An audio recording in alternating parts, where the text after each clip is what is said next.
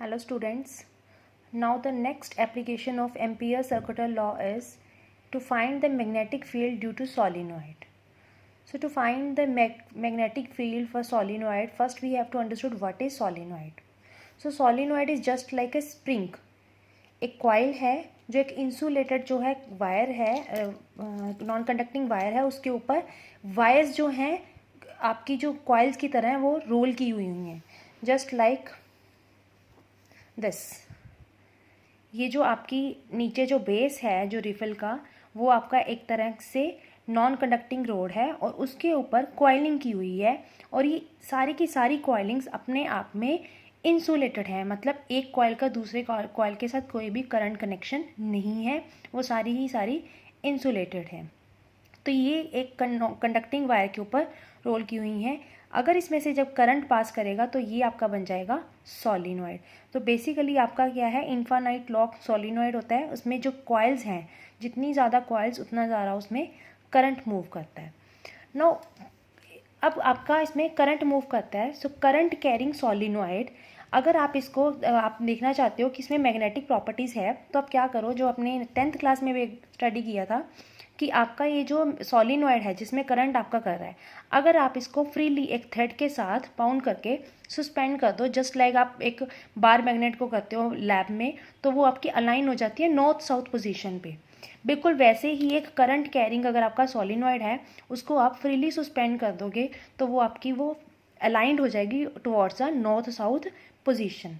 और अगर for example ये इसमें मेरा करंट जो कॉइल में जा रहा है वो मेरा क्लॉकवाइज जा रहा है, तो ये नॉर्थ साउथ में मेरी जो है फ्लो अलाइंड होगी है। और जब मैं इस करंट की प्रॉपर्टी करंट को रिवर्स कर दूंगी, मतलब उसको क्लॉकवाइज से एंटी क्लॉकवाइज कर दूंगी, तो वो मेरी ऑपोजिटली जाके अलाइंड हो जाएगी। क्लियर? सो फॉर दिस हम कंसिडर कर रहे हैं कि एक हमारे पास सोलिनॉइड है जिसकी n कॉइल्स हैं। फॉर एग्जांपल इसके अंदर n कॉइल्स हैं, तो मैं देखना चाहती हूँ कि ये पूरी मेरी लेंथ है फॉर एग्जांपल L, और इसमें n कॉइल्स हैं टोटल। तो capital N is total number of coil, और अगर मैं देखना चाहूँ कि एक लेंथ पर यूनिट लेंथ के अलॉन्ग मेरी कितनी आ रही हैं turns, so it will be capital N by L. So small n is the number of turns per unit length, which is capital N upon L. अब देखा जाए कि मैग्नेटिक फील्ड सोलिनॉइड में कैसे होगी। तो अगर मैं इस पूरे के पूरे स्प्रिंग को कट कर दूं हाफ में, तो कुछ आपके पास इस तरह से आ जाएगा, राइट। ये स्प्रिंग को मैंने, ये जो मेरी डायरी का जो पेज है वो एक तरह से उसको कट कर रहा है। तो अगर मैं अप साइड ये देख रही हूँ कि इस साइड पे वो मैग्नेटिक फील्ड मेरी अपवर्ड आ रही है, और राइट साइड पे जो है मेरी वो डाउनवर्ड जा रही है, मतलब मेरी मैग्नेटिक फील्ड अपवर्ड और डाउनवर्ड दोनों साइड पे मेरी क्या हो रही है, ऑपोजिट हो रही है। और सेंटर में जो मेरी मैग्नेटिक फील्ड है वो बहुत ही ज़्यादा स्ट्रॉन्ग है, राइट। अब ये मेरी मैग्नेटिक फील्ड सेंटर में स्ट्रॉन्ग है और साइडों पर मेरी ज़ीरो है। अब ये ज़ीरो मेरी साइडों पे क्यों है? फॉर एग्जांपल ये मेरी एक कॉइल है, this first coil, right. First coil के अगर हम अपना कॉइल वाला एक याद करें कि जो हमने कॉइल वाला एक्सपेरिमेंट किया था, दिस वन, राइट, कि एक साइड पे आपका क्लॉकवाइज है और दूसरी साइड पे आपका एंटी क्लॉकवाइज है, राइट। तो जब एक कॉइल आपकी है उसकी एक साइड पे आपको क्लॉकवाइज दिखाई दे रहा है, तो एक टर्न के बाद दूसरी टर्न आएगी, तो दूसरी टर्न का यहाँ पे लेफ्ट पार्ट आ जाएगा, तो क्लॉकवाइज और एंटी क्लॉकवाइज आपस में डायरेक्शन क्या हो जाएंगी, कैंसल आउट हो जाएंगी। सिमिलरली सेकंड का थर्ड के साथ, तो हमारे पास सारे जो हैं magnetic field to the ends जो है वो आ जाएगी, ज़ीरो आ जाएगी। हमारे पास मैग्नेटिक फील्ड सोलिनॉइड में बचेगी सिर्फ और सिर्फ इनसाइड। तो ये चीज़ मैंने आपको डिपिक्ट करवाई थी कि जो मेरी अप साइड है वो आउटवर्ड आ रही है और डाउन साइड जो मेरी आ रही है वो इनसाइड आ रही है, राइट। अप साइड ये जो मेरी है अप साइड वो अपवर्ड आ रही है, और ये जो डाउन साइड है वो मेरी इनवर्ड जा रही है। तो डाउन साइड को मैंने इनवर्ड क्रॉस से की है और अप साइड को मैंने आउटवर्ड डॉट से की है, क्योंकि डॉट को हम अप साइड करते हैं परपेंडिकुलर अपवर्ड, और क्रॉस को हम perpendicular downward to the paper show करते हैं, राइट। और जैसे जैसे ये मेरी लेंथ सोलिनॉइड की इंक्रीज होती जाएगी, जितना बड़ा सोलिनॉइड उतनी ज़्यादा जो उसके इनसाइड मैग्नेटिक फील्ड है वो यूनिफॉर्म होती जाएगी। और आइडली जो सोलिनॉइड होता है वो मेरा इन्फानाइट लेंथ लॉन्ग होता है, काफ़ी बड़ा जो इन्फानाइट लॉन्ग लेंथ का होएगा वो मेरा एक्चुअली में सोलिनॉइड होता है। लेकिन हम यहाँ पे एक्सप्रेशन सॉल्व करने जा रहे हैं magnetic field due to solenoid inside, और ये फाइनाइट लेंथ का है। उसके लिए मुझे एक कंसीडर करना पड़ेगा रेक्टेंगुलर। एक रेक्टेंगल मैंने यहाँ पे कंसीडर किया है, ये लूप बन रहा है मेरा 1 2 3 4 रेक्टेंगुलर लूप लिया है। ये मेरा डॉट है जो कि मैंने पीछे आपको बताया कि अप साइड मेरी जो है आउटसाइड आएगी और डाउन साइड मेरी इनसाइड जाएगी, राइट। तो ये यहाँ पे मैंने लूप कंसीडर की है। अब मैं इसके चारों पाथ पे 1 2 3 4 मैग्नेटिक फील्ड निकालने लगी हूँ। तो एम्पियर सर्कुलर लॉ लगाया B.dl, तो मेरे पास 4 जगह लग जाएगा वो, 1 पे 2 पे 3 पे 4 पे।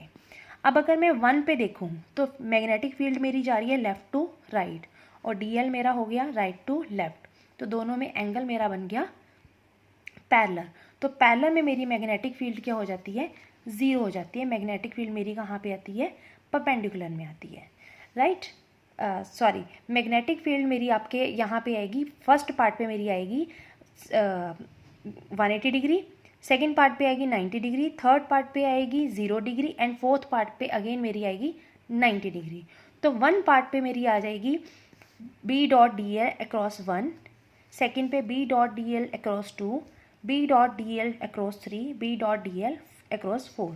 इन चारों को मिला के मेरी ये रेक्टेंगुलर कॉइल की मैग्नेटिक फील्ड आ जाएगी। तो अब मैं सबसे पहले सेकंड वाला देखती हूँ। B मेरी जा रही है लेफ़्ट टू राइट और DL मेरी है अपवर्ड टू डाउनवर्ड, तो मीन्स दोनों में एंगल कितना हो गया, 90 डिग्री। तो क्योंकि ये मेरी डॉट प्रोडक्ट है तो cos 90 मेरा क्या हो जाएगा, 0। डैट मीन्स सेकेंड पे, सिमिलरली फोर्थ पे भी मेरा DL जो है वो परपेंडिकुलर है टू द मैग्नेटिक फील्ड, तो यहाँ पे भी मेरी जो है मैग्नेटिक फील्ड क्या आ जाएगी, B.dl 0 आ जाएगी। तो सेकेंड और फोर्थ का मेरा क्लियर हो गया 0। अब बच्ची फर्स्ट की बात। फर्स्ट में मैंने आपको बताया कि क्योंकि उसके करंट इनसाइड है तो उसकी मैग्नेटिक फील्ड भी क्या है, इनसाइड है, आउटसाइड तो वो 0 हो रही है। तो magnetic field outside the path, क्योंकि फर्स्ट वाला जो मेरा है वो रेक्टेंगुलर कॉइल का पार्ट सोलिनॉइड के बाहर है, तो यहाँ पे भी कोई मैग्नेटिक फील्ड नहीं है। तो डैट मीन्स फर्स्ट के अलॉन्ग भी मेरी BDL क्या हो जाएगी, 0। तो मेरे पास बचा path 3, that is B.dl along the path 3।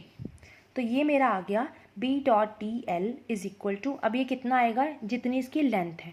तो मैंने इसकी फाइनाइट लेंथ ली है स्मॉल l, तो B.dl मेरा हो गया BL cos 0, क्योंकि cos 0 1 होता है तो ये आ गई B इंटू L।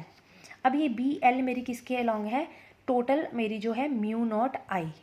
अब म्यू नॉट I मेरी है सिंपल टोटल करंट, अगर इसकी n कॉइल्स हैं तो नंबर ऑफ कॉइल्स, तो ये मेरा BL मेरा बन जाएगा म्यू नॉट I, सिंपल है, और अगर n कॉइल्स है into number of coils, that is mu naught NI।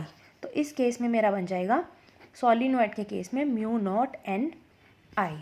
अब n मेरा है टोटल नंबर ऑफ टर्न्स, अगर मैं पर यूनिट टर्न्स के साथ उसको चेंज करना चाहती हूँ तो वो मेरा हो जाएगा n इंटू L, जो कि मैंने यहाँ पे निकाला था, capital N is equal to small n into L। तो ये मेरा हो जाएगा mu naught NLI। So magnetic field in a due to solenoid inside the solenoid is mu naught Ni, where N is number of turns per unit length। तो ये L के साथ L cancel हो गया, ये मेरे पास फॉर्मूला आ गया। एक चीज़ और यहाँ पे ध्यान देने वाली है, that is magnetic field is strong near the center। Centre में सबसे ज़्यादा स्ट्रॉन्ग होगी, क्योंकि जो मैग्नेटिक फील्ड है दोनों क्लब होकर मेरी सबसे ज़्यादा ऐड हो जाएंगी, और जैसे जैसे मैं एंड को क्रॉस करूँगी वो वीकर होती जाएंगी। और एक एंड में अगर मैं सेंटर से एंड की तरफ मूव कर रही हूँ, फॉर एग्जांपल दिस, सेंटर में मेरी सबसे ज़्यादा है और एंड में मेरी कम होती जाएगी, क्योंकि हम यहाँ पे भी देख पा रहे हैं सेंटर में ये बहुत ज़्यादा क्लोजली हैं लाइंस, और जैसे जैसे एंड को अप्रोच कर रही हैं ये थोड़ी सी वेरी कर रही हैं, डिस्टेंस मेंटेन हो रहा है। तो जैसे जैसे मैं सेंटर से एंड पे मूव करूँगी मैग्नेटिक फील्ड मेरी वीक होती जाएगी, और मेरा जो एंड और सेंटर का रिलेशन है वो मेरा आएगा B at end is equal to half of B at the centre, that is mu naught NI upon 2। right? This is all about solenoid. So next is magnetic field due to toroid. अब टॉयड क्या है? टॉयड एक तरह से solenoid है, उसको just मैंने एक सर्कुलर शेप दे दी है. लाइक ये मेरे पास सॉलिनॉइड था, अगर मैं इसको पूरा सर्कल की फॉर्म में बना दूँ, राइट, तो अगर मैं इसके फर्स्ट और सेकंड कॉइल को क्लब कर दूँ, ये मैं पूरा सर्कल की फॉर्म में इसको बना दूँ, तो ये मेरा बन जाएगा टॉयड.